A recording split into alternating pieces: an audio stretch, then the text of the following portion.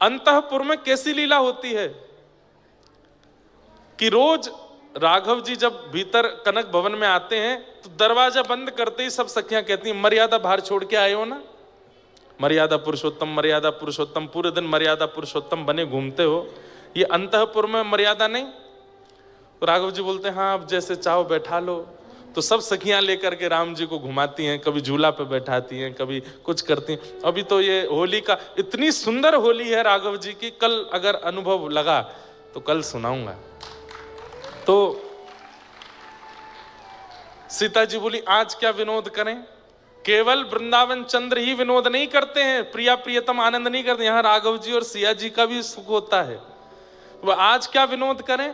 तो सब सखियां बोली, क्या करें? नृत्य करें? बोले नृत्य तो रोज ही करते हैं। गायन करें? बोले वो भी रोज ही होता है। कुछ नया बनाए? बोले वो भी रोज। कुछ अलग करो आज। तो राघव जी बोले, क्या अलग करो? कुछ अलग नहीं करना, वही कर लो जो रोज करते हो, कुछ गा लो, बजा लो, नाच लो। थोड़े से राघव जी, ये हमारे ठाकुर जी से कही होती है बात राधा रानी ने।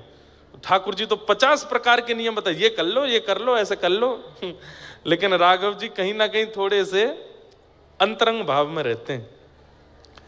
इतने में ही सिया जी के मन में आई, बोले हाँ एक युक्ति है। बोले क्या? आज आप लहंगा पहनो, चुनरी पहनो, आंखन में काजल लगाओ, होठन पे लालिमा लगाओ, गले में गहने पहनो, सारे केस खोल करके यहाँ सिंदूर डालो और हमारा रूप बना के हमारा अभिनय आप करो और हमें लाओ, धनुष बाण दो, अपनी पीतांबरी दो, सिर पर मुकुट धारण कराओ, हम केस खोल करके आज हम राघव जी का अभिनय करेंगे और आप सीता जी का। राम जी बोले ये सब नहीं करना, कुछ नहीं करना, हम ही रहने दो, तुम ही रहो। सीता जी बोली करना पड़ेगा, ये अंतःपुर है, ये आपकी सभा नहीं है कि वहां सभा में जाकर के आपकी बात मानी जाएगी, ये कनक भवन है, यहाँ हमारी बात मानी जाएगी। राघव जी बोले तो ये क्या तरीका है कि हम कुंडल उंडल पहन करके, आंखन में काजल लगा के, लहंगा बढ़िया पहन के घूमे? बोले कोई बात नहीं, एक विनोद होगा, सखियों को सुख मिलेगा। दूर खड़े चारुशिला जी के रूप में हनुमान जी बड़े प्रसन्न, बोले आज आनंद आएगा, करवा। राम जी अंत में बेचारे हार गए, बोले कि ठीक है, कहाँ हैं, दीजिए अपने वस्त्र। सीता जी ने अपने संपूर्ण वस्त्र श्रृंगार सब दिया। बोले मैं करूं श्रृंगार? बोले नहीं नहीं, आप भीतर नहीं आओगे, मैं खुद कर लूंगा। चारुशिला जी बोली मुझे दे दीजिए अधिकार। हनुमान जी वो राघव जी को लेकर के भीतर गए, लहंगा पहनाया, ऊपर चुनरी उड़ाई, आंखन में काजल लगायो। बार बार हनुमान जी के नेत्र सजल हो जाते हैं कि ये सुख तो है जो मुझे बाहर नहीं मिल रहा था, वो अब अंतःपुर में मिल रहा है। और वहां चंपक लता सखी लेकर के गई हैं श्री सिया जी को, और वहां राघव जी का रूप, आहा, नव कंज लोचन कंज मुख कर कंज पद कंजारुण, अद्भुत रूप धारण किया। अब आज कैसा दर्शन हो रहा है? बोले राम जी हो गए गोरे गोरे और सीता जी हो गई हैं सांवली सी। क्यों? श्री राघव जी सीता जी के रूप में और सीता जी श्री राम जी के रूप में। जैसे ही राम जी के रूप में सीता जी निकल करके आई, सब सखियां देख करके आहा बलैया लेने लगी, कितने सुंदर लग रहे हैं, कितने सुंदर लग रहे हैं, तरण तोड़ने लगी, राई नौन करने लगी, इतने सुंदर लग रहे हैं, आज गोरे राम हुए हैं। अब सब प्रतीक्षा कर रहे हैं सिया जी कब आवेंगी। आहा, तभी नूपुरों की छम छम छम आवाज आने लगी। आहा, जैसे ही सिया जी के रूप में श्री राघव जी आए, सखीन की तो दूर की बात, राम रूप में श्री सीता जी ही मूर्छित हो गई देख करके। इतने सुंदर लग रहे हैं, इतने मनमोहक लग रहे हैं। जैसे तैसे होश में आई, होश में आकर के बोली सुनिए एक काम। बोले क्या? आज से जब तक पृथ्वी पर हम हैं कनक भवन के अंदर आप ऐसे ही रहोगे, अब हमें ऐसे ही देखना है। राम जी बोले ये सब नहीं चलेगा, हमें आज बना लिया है फिर कल से। वो कितने सुंदर लग रहे हैं। सखियों से कहा तुम सब जाओ, ये रूप देखूंगी तो केवल अकेली मैं। इतने सुंदर राम जी लग रहे हैं।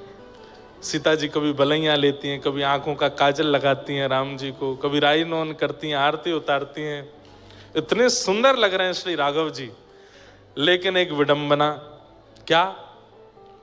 वशिष्ठ मुनि जो यदुकुल के, रघुकुल के आचार्य हैं, वो पूरे दिन तो गुरु रूप में रहते हैं, लेकिन वो जानते हैं कि राघव जी साक्षात भगवान हैं, सीता जी साक्षात लक्ष्मी है। तो पूरे दिन तो वो गुरु रूप में रहते हैं, आशीर्वाद देते रहते हैं राम जी को, लेकिन संध्या होते ही वो सरजू जी के तट पर अपनी कुटिया में जाते हैं और तुरंत गुरु रूप त्याग करके एक साधक बन जाते हैं और श्री राघव जी के चरणों में बारंबार प्रणाम कर मानसी सेवा करते हैं। राघव जी को चित्त में बुला के उनको प्रणाम करते हैं। लेकिन हैं भी तो वशिष्ठ मुनि।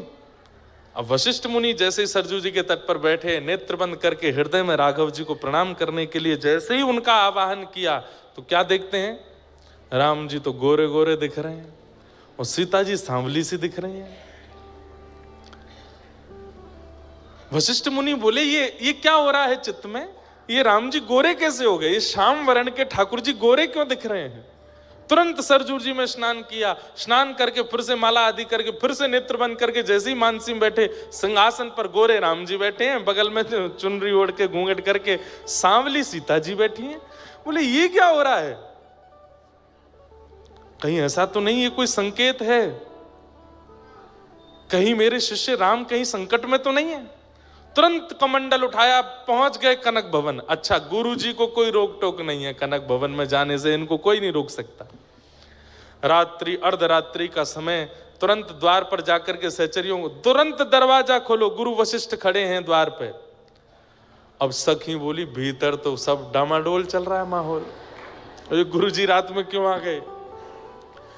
एक सखी ने दूसरी को, दूसरी ने तीसरी को, ऐसे करके अंतःपुर खबर पहुंचवाई, राघव जी सावधान हो जाइए, गुरु वशिष्ठ आ रहे हैं। अब ये सुनकर के सीता जी राम जी के रूप में वो तो तुरंत उठ करके गई और तुरंत लहंगा आदि सब पहन करके आ गई। और राम जी के कभी केश में कुछ फंस गया, कभी कानन में कुछ फंस गया, कभी ये बोले ये क्या हो गया, गुरुजी आ गए द्वार पे, अब मैं जल्दी जल्दी वस्त्र कैसे उतारूं? सीता जी बोली जल्दी करो, गुरुजी आवे वारे हैं। अच्छा, गुरुजी प्रतीक्षा नहीं करते, उनके लिए तो द्वार खुलता है सीधे। राम जी जल्दी जल्दी दौड़ करके गए, जल्दी वस्त्र आदि अपने बदल करके, केश आदि सब बांध करके, आंखन को काजल वाजल सब बिल्कुल व्यवस्थित करके, जो भी मुख पर श्रृंगार था सब बिल्कुल हटा करके, मुंह धो धा करके आए करके तुरंत बैठे। इतने में द्वार खुला, गुरु वशिष्ठ आए। दोनों युगल ने प्रणाम किया, गुरुदेव प्रणाम। गुरु वशिष्ठ ने देखा सीता जी गोरी हैं, राम जी सांवले हैं, तो बोले फिर मेरे मन में इतना वो क्यों हो रहा था? राम जी बोले, गुरुदेव बड़े संकोच में रहते हैं राम जी। बोले, गुरुदेव कोई कार्य था? नहीं नहीं, कार्य तो कुछ नहीं था, बस कुछ था। आप दोनों ठीक हैं? बोले हाँ बिल्कुल ठीक है। कोई कष्ट तो नहीं है ना? मैं गुरु हूं, मुझे बता दीजिए। बोले नहीं गुरुदेव कोई कष्ट नहीं। अच्छा ठीक है, तो मैं चलूं फिर, प्रणाम, कल मिलते हैं सुबह। बोले हाँ गुरुदेव ठीक है।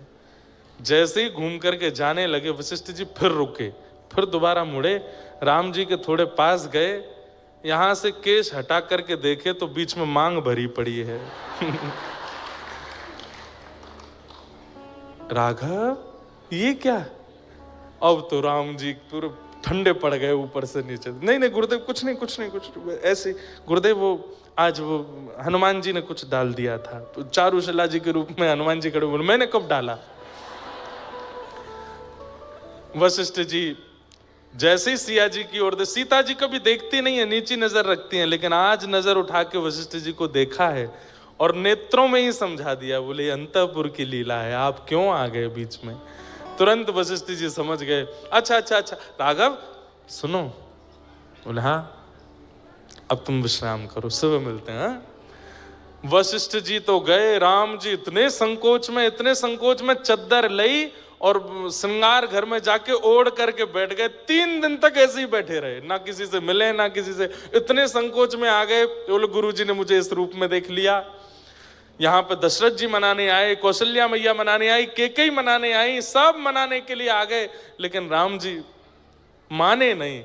तब पूछा, बोले क्या हुआ था? बोले गुरु जी जब से आके गए तब से ऐसे ही हैं।